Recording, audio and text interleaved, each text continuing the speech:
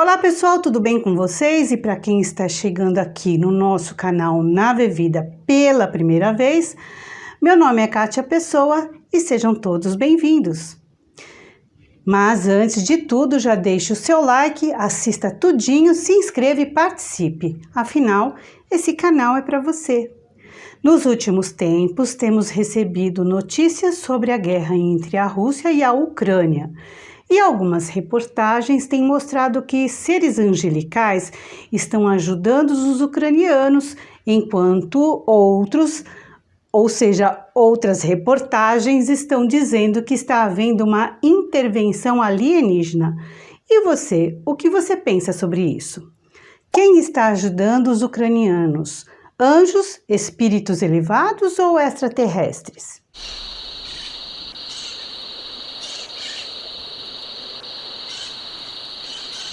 O patrono de Kiev, São Miguel Arcanjo, e toda a hoste celestial estão lutando ao lado dos ucranianos.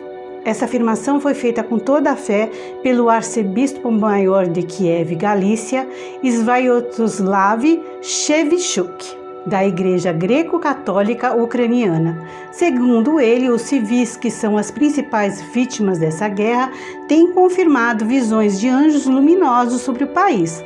Diversos meios de comunicação têm divulgado a declaração do arcebispo e nas redes sociais têm viralizado as imagens de nuvens em forma de seres angelicais sobre Kiev.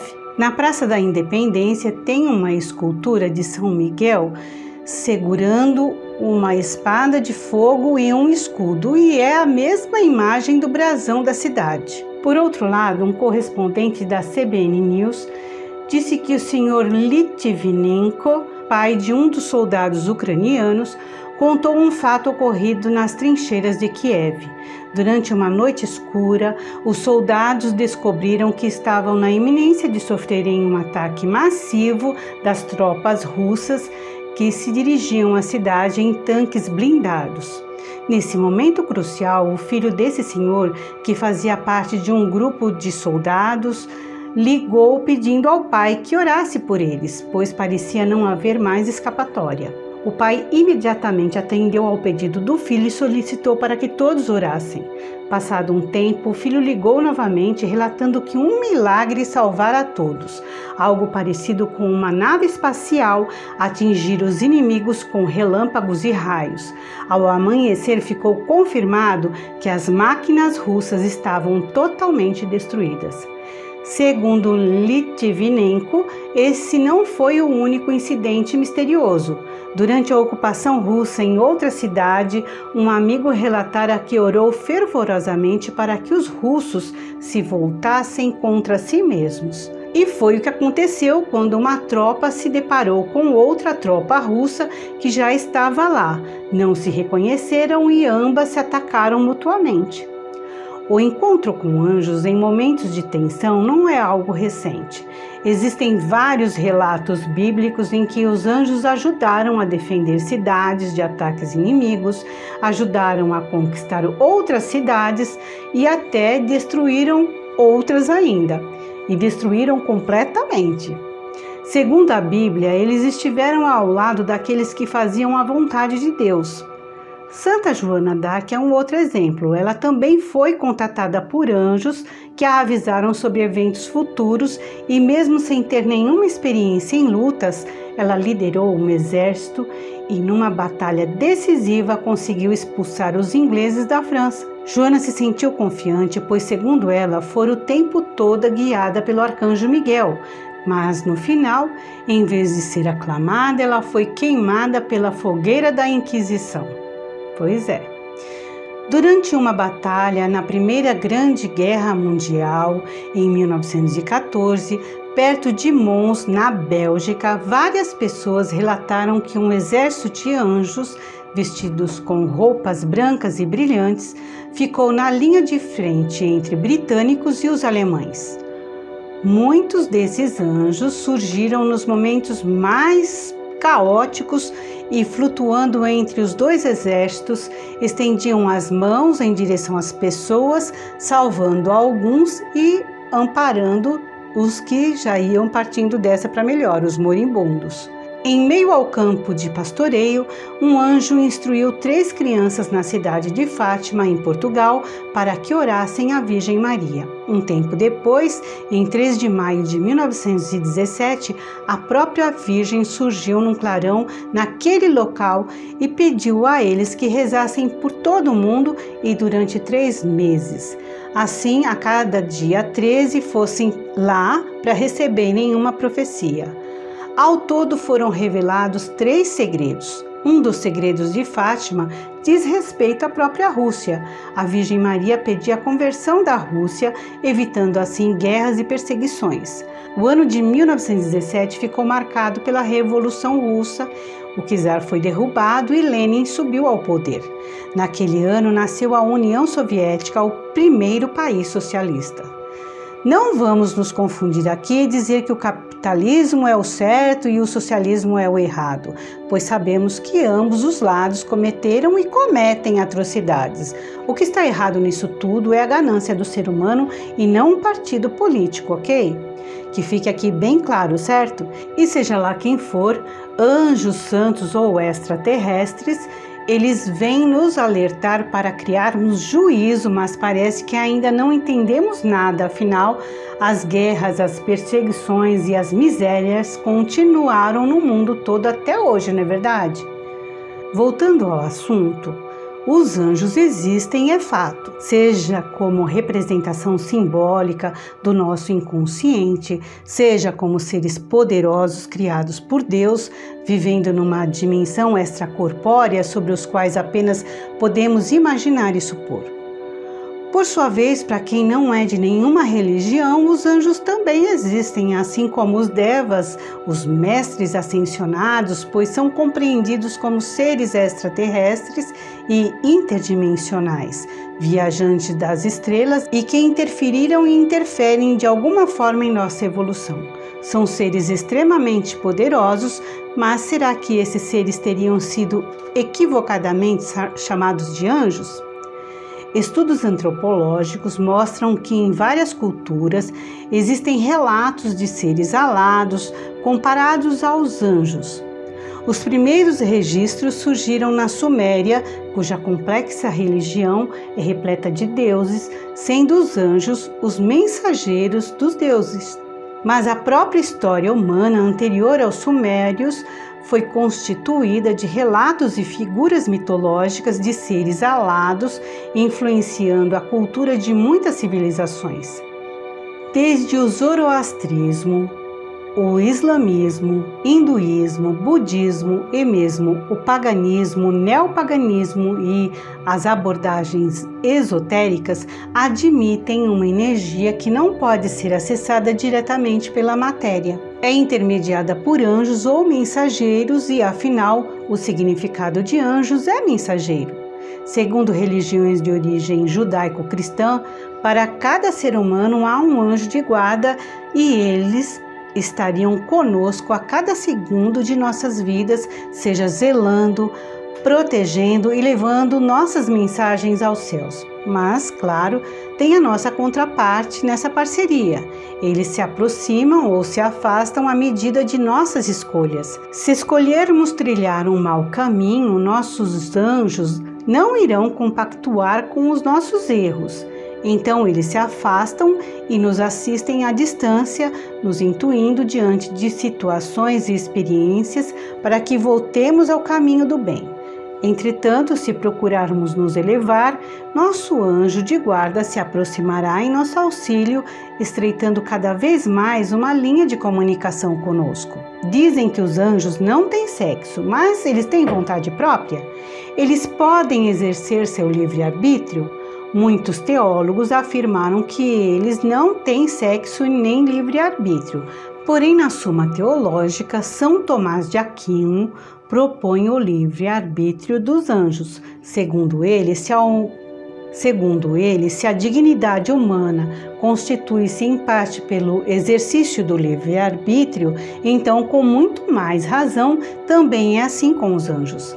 A diferença entre os homens e os anjos é que nós, seres humanos, temos uma inteligência limitada e precisamos especular, deliberar até chegarmos a uma escolha razoável. Mas os anjos não precisam, afinal, o intelecto deles alcança a verdade divina imediatamente e eles a aceitam prontamente ou não, né? Contudo, isso não os isenta do uso do livre-arbítrio e não os priva de sentirem amor pelos humanos e vontade em ajudá-los. Sendo assim, eles não cometeriam erros como humanos, mas como anjos. Imagine o tamanho do erro, pois é. Prova disso é a história dos anjos caídos. Eles exerceram o uso do livre-arbítrio, acataram a própria vontade e não a vontade de Deus. Para a religião judaico-cristã, houve uma rebelião angelical contra Deus quando Lúcifer, o anjo mais próximo de Deus, desejou ser o próprio Deus e na mesma hora ele caiu nas profundezas do abismo. Outras vertentes, por outro lado, dizem que não foi bem assim.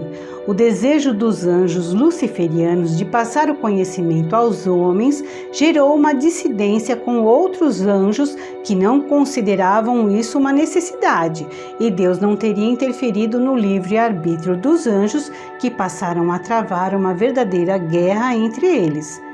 Eles estariam lutando até agora. E como a Terra é uma espécie de reflexo do mundo imaterial, as guerras daqui seriam arremedo das guerras que ocorrem lá. Os pagãos não tinham essa visão clara entre o bem e o mal. Para os povos pagãos, a natureza é a grande mãe e o mundo é o que é, uma luta pela sobrevivência. Tudo que nós humanos precisaríamos para ter uma vida plena e feliz seria vivermos em harmonia com a natureza, observando as estações, plantando, colhendo, festejando e agradecendo aos deuses pela vida. O antagonismo surgiu com o zoroastrismo. Para essa religião sempre houve uma luta entre o bem e o mal. A dualidade no ser humano seria o reflexo dessa luta e mais cedo ou mais tarde a humanidade teria que optar entre luz e sombra. Se essa história é verdadeira, pouco sabemos, não é mesmo? Entretanto, sabemos muito bem que desde os primórdios os homens guerreiam entre si pela posse da terra, por riquezas, pelo poder. Porém, os anjos não devem ser imparciais. Assim, quando eles tomam um partido, acreditamos que eles escolhem o lado mais correto e que estão exercendo a justiça divina. Contudo, na Bíblia é relatado vários eventos em que os anjos interferiram em guerras, tomando partido a favor de um povo, ajudaram a derrotar o oponente. Na história bíblica de Sodoma e Gomorra, por exemplo, 2 anjos muito bonitos avisaram a Ló e sua família para saírem em retirada sem olharem para trás, pois eles iriam destruir tudo. A esposa de Ló, ao olhar para trás para observar a destruição, transformou-se imediatamente numa estátua de sal. Em outros momentos, são os anjos que levam a boa nova, como quando Gabriel avisou a Isabel que ela carregava o arauto da boa nova, e também quando ele avisou a Virgem Maria que ela carregava o próprio Messias em seu ventre. A humanidade sempre relatou um contato com seres extraterrenos. Há várias passagens na Bíblia indicando claramente um contato imediato com seres que não eram terráqueos e de pessoas que foram levadas aos céus por eles. Elias subiu aos céus numa carruagem de fogo. Enoque foi arrebatado aos céus por Deus e eles não morreram, não. Em sonho, Jacó viu anjos subindo e descendo por uma escada que ia até o céu, mas esses seres seriam extraterrestres ou anjos?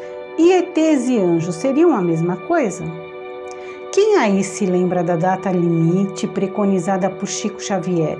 Bem, em entrevista à TV Tupi, no programa Pinga Fogo, em 1971, Chico declarou que Contando a partir da data que o homem pisou na Lua, isto é, julho de 1969, durante um período de 50 anos, ou seja, até 2019, se a humanidade não entrasse em uma guerra mundial, haveria grandes realizações e avanços na nossa sociedade. Haveria até a possibilidade de entrarmos em contato com seres de outras galáxias para acelerar nossa evolução. No entanto, se optássemos pela guerra, haveria consequências desastrosas e uma série de catástrofes ambientais aconteceria, como terremotos, degelos, destruindo o lado norte do planeta. A própria Mãe Terra se revoltaria contra a humanidade, principalmente em razão das guerras devastadoras e dos desvarios praticados contra o meio ambiente. Assim, uma parte considerável da população mundial seria exterminada, mas a Terra sobreviveria. Porém, se os humanos colocassem em risco o planeta inteiro, os extraterrestres interviriam antes de ocorrer uma catástrofe. E agora é um momento crucial, pois uma guerra nuclear mudaria o eixo da Terra, ocasionando um colapso em sua estrutura, e a destruição do nosso planeta afetaria todo o sistema solar, e isso a Federação Intergaláctica não pode permitir. Coincidentemente, o astronauta norte-americano Edgar Mitchell, em entrevista ao site Mirror Online, disse que os alienígenas não só existem, como também estariam aqui para impedir uma terceira guerra mundial. Paul Hellyer, ex-ministro da Defesa do Canadá, desde 2008 vem declarando suas certezas acerca da existência de aliens na Terra. Segundo ele, existem pelo menos 4 espécies alienígenas vivendo aqui no momento e 2 delas trabalham em parceria com os Estados Unidos. Uma declaração clara e inequívoca por parte de um líder tão influente não deveria ser ignorada. Aliás, é necessário reconhecer que precisamos conviver com espécies mais avançadas, inclusive para nossa própria sobrevivência. E aí?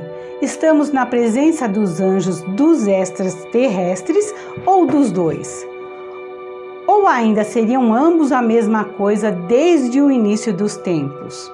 Erich von Däniken, em seu emblemático livro Eram os Deuses Astronautas, parece estar bem certo em sua teoria sobre os nossos antepassados. Ou seja, os deuses adorados pelos povos primitivos eram simplesmente seres intergalácticos que passaram por aqui, nos influenciaram e partiram. Mas, enquanto estamos aprendendo um pouquinho mais sobre a verdade, de tempos em tempos eles voltam aqui para não destruirmos o nosso planeta. Então é isso por enquanto, pessoal, e se vocês gostaram, não esqueçam de dar um like, compartilhem e comentem. Deem a sua opinião, sempre com respeito aos demais, certo? E por favor, se ainda não se inscreveu, faça isso agora. Nós agradecemos a sua participação. Partiu na Vida e um beijo no seu coração.